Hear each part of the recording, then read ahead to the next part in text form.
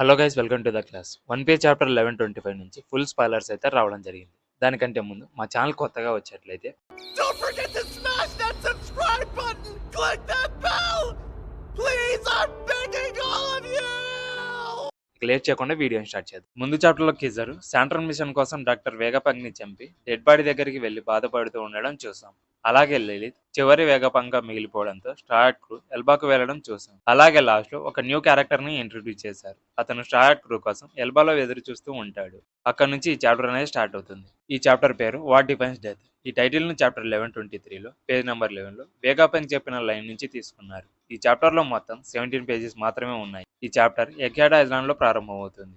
Merins ship లోకి వచ్చే ముందు సెర్పియన్స్ రీఛార్జ్ అవుతున్నాయా లేదా అని చెక్ చేస్తారు. వాళ్ళతో పాటు లూసీ అండ్ కాకు కూడా అక్కడే ఉంటారు. అప్పుడు సైబర్పోల్ ఏజెంట్స్ స్టసీ గురించి అడిగితే లూసీ నేను స్టసీని చంపేశానని చెప్తాడు. బట్ అతని ఫేస్ లో ఎలాంటి ఎమోషన్స్ అండ్ రియాక్షన్స్ కనపడవు.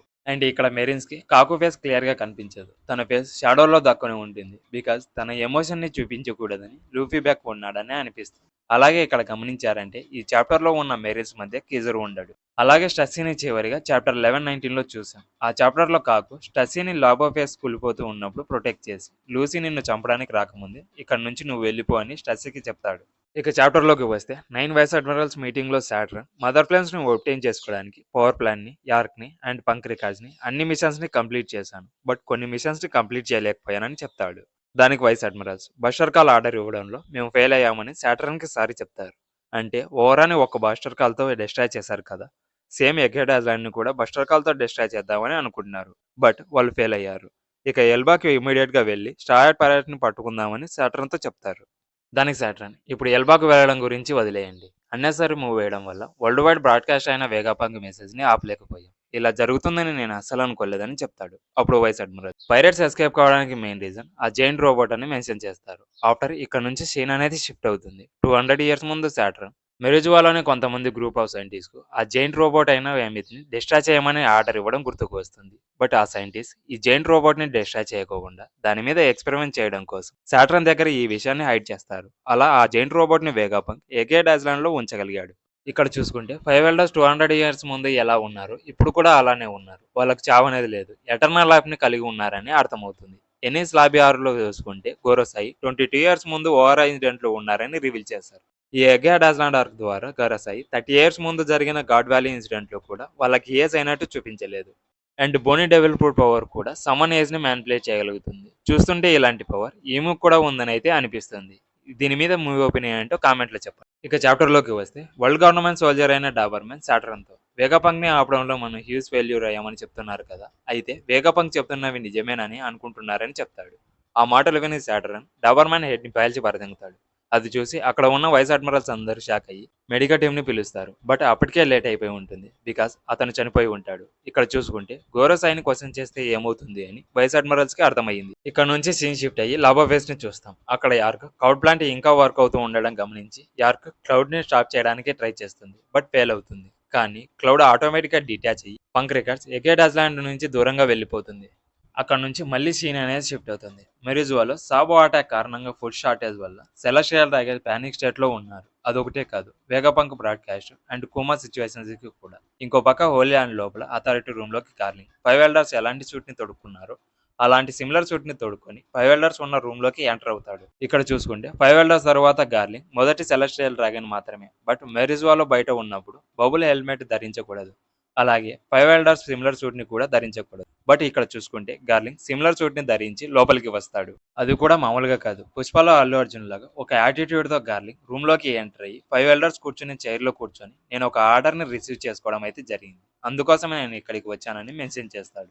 దానికి వెర్క్యూరీ గార్లింగ్ తో ఫస్ట్ మాతో ఎలా మాట్లాడాలో నేర్చుకో అని చెప్తాడు. అప్పుడు గార్లింగ్ వేగాపంక్ అయిన యార్క్ డైరెక్ట్ కమాండ్స్ తీసుకుంటున్నానని అండ్ సాటర్న్ పొజిషన్ అయిన warrior guard of science and defence position ని తీసుకుంటున్నానని అక్కడ ఉన్న ఎల్డర్స్ కి రిప్లై ఇస్తాడు. ఈ న్యూస్ విని అక్కడ ఉన్న ఎల్డర్స్ అందరూ షాక్ అవుతారు. గార్లింగ్ ఇప్పుడు 5 ఎల్డర్స్ లో ఒకడు. సాటర్న్ ప్లేస్ ని గార్లింగ్ రీప్లేస్ చేస్తాడు.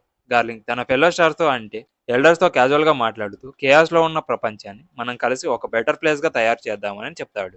ఇక్కడ నుంచి సీన్ షిఫ్ట్ అవుతుంది. ఎగేడ్ ఐలాండ్ లో సాటర్న్ నేల మీద పడిపోయి బ్లాక్ ఫ్లేమ్స్ అండ్ లైటింగ్ తో కవర్ అయ్యి బాధతో ఆందోళనతో ఏడుస్తూ ఉంటాడు. సాటర్న్ ఈ పనిష్మెంట్ ను చూసి షాక్ అయ్యి అండ్ ఈము కోసం ఏడుస్తూ ఉంటాడు. ఇది చూసి అక్కడ ఉన్న వైస్ అడ్మిరల్స్ అందరూ షాక్ అయ్యి అలా చూస్తూ ఉండిపోతారు. సాటర్న్ ఏజ్ తొందరగా తగ్గిపోతుంది. అలాగే తన బాడీ 70 ఇయర్స్ ఓల్డ్ మ్యాన్ లాగా ముడతలు పడిపోయి ఉంటుంది. అప్పుడే సడన్ గా సాటర్న్ హెడ్ లో జాబాయ్ని ఎందుకు నువ్వు ఎస్కేప్ అయ్యేలా చేసావని ఈము వాయిస్ వినిపిస్తుంది.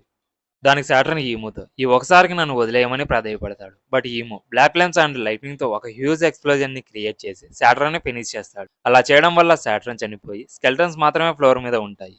అది చూసి అక్కడ ఉన్న వైస్ అడ్మిరల్స్ అందరూ షాక్ అవుతారు. మళ్ళీ ఇక్కడ నుంచి సీన్ అనేది షిఫ్ట్ అవుతుంది. పంక్ రికార్డ్ లో సముద్రం మీద ఆకాశంలో శాఖ, ఎడిసన్, పైథాగరస్ అండ్ అట్లాస్ ఇంకా బ్రతికే ఉండడం, అలాగే వీళ్ళంతా యార్క్ అండ్ పంక్ రికార్డ్స్ గురించి డిస్కస్ చేసుకోవడం చూస్తాం. పంక్ రికార్డ్ ప్రపంచంలో ఎక్కడ ఉన్నా బ్రెయిన్ అనేది కంటిన్యూగా కనెక్ట్ అవుతుంది అని చెప్తుంది. దాని మీనింగ్ ఏంటంటే యార్క్ ఎక్కడ ఉన్నా పంక్ బ్రెయిన్ ని యాక్సెస్ చేస్తుంది అని పైథాగరస్ చెప్తాడు.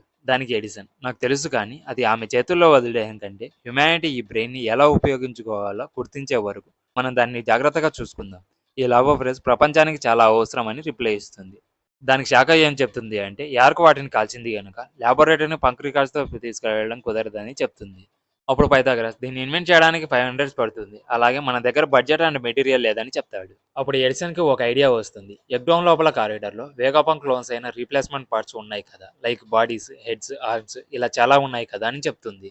అప్పుడు ఈ రీప్లేస్మెంట్ బాడీస్ తో వేగాపంక్స్ ఎడిసన్ హెడ్ ని, శాఖ బాడీని, అట్లాస్ లెఫ్ట్ ఆర్మ్ ని అండ్ పైథాగరస్ రైట్ ఆర్మ్ ని కంబైన్ చేసి ఒక బాడీని రీబిల్డ్ చేస్తారు. అలా చేయడం వల్ల 4 వేగాపంక్స్ సేమ్ బ్రెయిన్ లో మాట్లాడుకుంటారు. బట్ స్టెల్లా మాట్లాడడం ఈ చాప్టర్ లో చూడం. అంటే నెక్స్ట్ చాప్టర్ లో చూడొచ్చా లేదా నిజంగానే స్టెల్లా చనిపోయిందా? మీ ఒపీనియన్ ఏంటో కామెంట్ లో చెప్పండి. న్యూ బాడీని బిల్డ్ చేసిన తర్వాత దాని గురించి మాట్లాడుకుంటారు. ఎడిసన్ ఈ బాడీని ఎలా ఉందని అడిగితే అట్లాస్ వచ్చి బాడీ వియర్డ్ గా ఉందని కామెంట్ చేస్తుంది. అండ్ శాఖ వచ్చి నన్ను చూసి జలస్ అవుతున్నారా అని అడుగుతుంది. దానికి ఎడిసన్ అదేం లేదని రిప్లై ఇస్తుంది. తరువాత అట్లాస్ యార్క్ పార్ట్స్ ని పారేద్దామా అని మిగతా వేగాపంక్స్ ని అడిగితే వాళ్ళు కూడా అగ్రీ చేస్తారు. దెన్ ఎడిసన్ వెదరియాలో ఉన్న ఫ్రెండ్స్ కి కాల్ చేసి నేను వేగాపంక్ ని అని చెప్తుంది. ఆ ఫ్రెండ్ ఎవరో తెలుసా? నామికి స్కై ఐలాండ్ లో నేర్పించిన వెదరియా టీచర్ హరిదాస్. హరిదాస్ వేగాపంక్ ని వాయిస్ ని విని నువ్వు ఇంకా బ్రతికే ఉన్నావా, నీకేం కావాలని అడుగుతాడు.